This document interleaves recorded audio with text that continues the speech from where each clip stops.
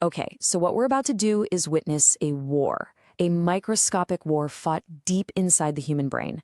This explainer is going to break down step by step the intense biological battle that unfolds when an infection gets past the brain's defenses and forms a life-threatening abscess. For anyone in the medical field, understanding this sequence is absolutely crucial. So, what exactly are we dealing with here? You've got to understand a brain abscess isn't just an infection. It's this highly organized, walled-off collection of pus. It starts as a diffuse inflammation, what we call cerebritis, and then it evolves into this distinct, encapsulated lesion. And that whole process is what we're about to unpack. Here's our roadmap for today. We're going to follow the complete life cycle of a brain abscess. We'll start from the very moment the pathogens breach the brain's defenses, move through the 4 distinct stages of its formation, and end with its dangerous final form and the devastating damage it can cause. So first things first, the brain is, one of the most protected organs in the entire body. So how on earth do these invaders, we're talking bacteria, fungi, get past its fortress walls and into the completely sterile environment of our central nervous system? Well, it turns out there are 3 main ways in.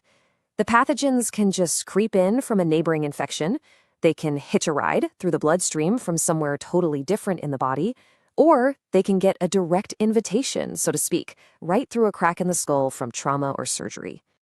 And what's really fascinating here is that the source of the infection is often a massive clue to where the abscess will show up. For example, if you've got an infection in the middle ear, you'll often see an abscess in the temporal lobe or cerebellum.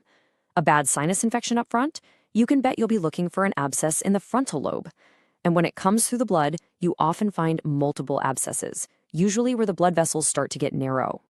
All right, so the bad guys are in. What happens next? Well, the immune system launches this immediate, super aggressive counterattack. This kicks off stage 1. Early cerebritis, and it all goes down within the first 72 hours. This is basically biological chemical warfare.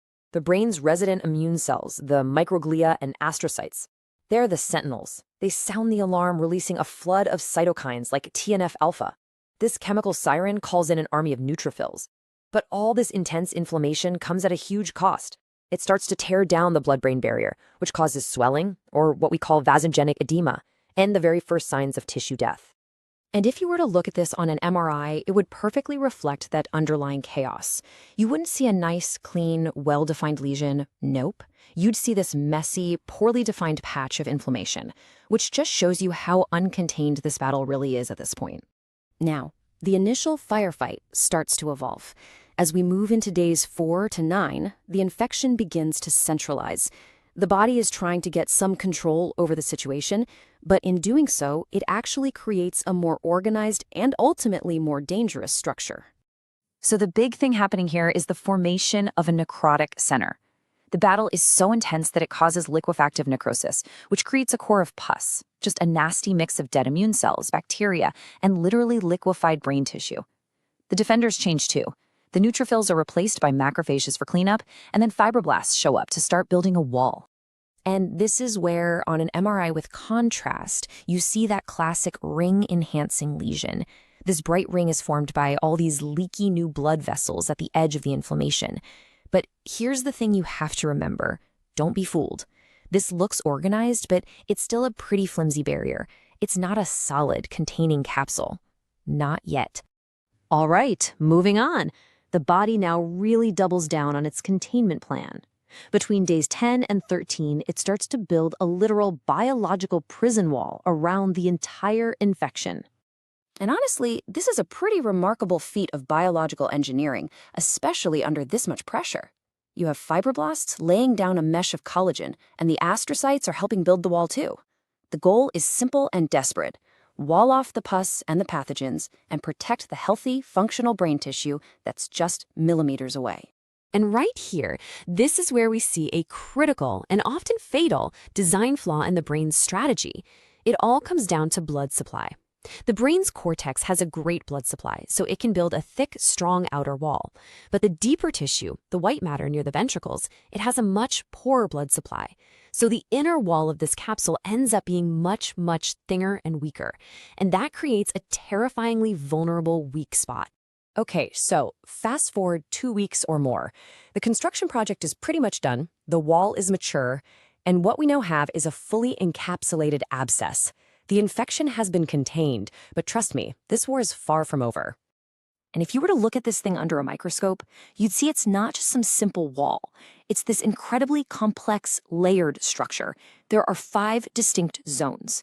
You've got the pus-filled center, then the inflammatory cells, then the thick collagen capsule itself, and then on the outside, a layer of new blood vessels and a huge zone of reactive brain tissue and swelling.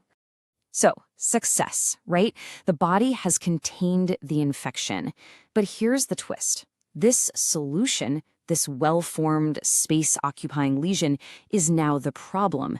It poses a grave mechanical threat inside the delicate, enclosed space of the skull. And that really is the central paradox of a brain abscess, isn't it?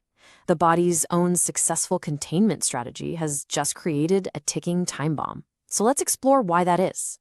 You have to remember, the skull is a fixed box. It doesn't stretch. So this abscess and all the swelling around it take up space, and that dramatically increases the pressure inside. This mass effect starts compressing vital brain structures. It can literally push the entire brain off center, that's a midline shift, and can ultimately lead to herniation. And that is a catastrophic event where brain tissue gets squeezed into places it does not belong, often with fatal results. And remember that architectural flaw we talked about? That thin, weak inner wall? Well, this is where it becomes a life or death situation. If that abscess ruptures through that weak wall, it floods the cerebral spinal fluid with pus. The result is a catastrophic ventriculitis, and the mortality rate just skyrockets to a staggering 80%. So when you look at the final damage report, it's coming from all sides. It's not just the infection, it's the inflammation messing up how neurons fire, it's the physical pressure cutting off blood supply and causing ischemia, and of course, it's the specific deficits, seizures, weakness, problems with speech, that all depend on exactly where in the brain this thing is located. And if it's left untreated, the outcome is, well, it's grim. This quote really just sums up the whole tragic irony of this entire process. The very system designed to protect the brain, that intense, localized immune response, is also directly responsible for so much of the collateral damage to the healthy tissue around it. So we'll end on this thought, this question that's really at the heart of modern neurology. The challenge is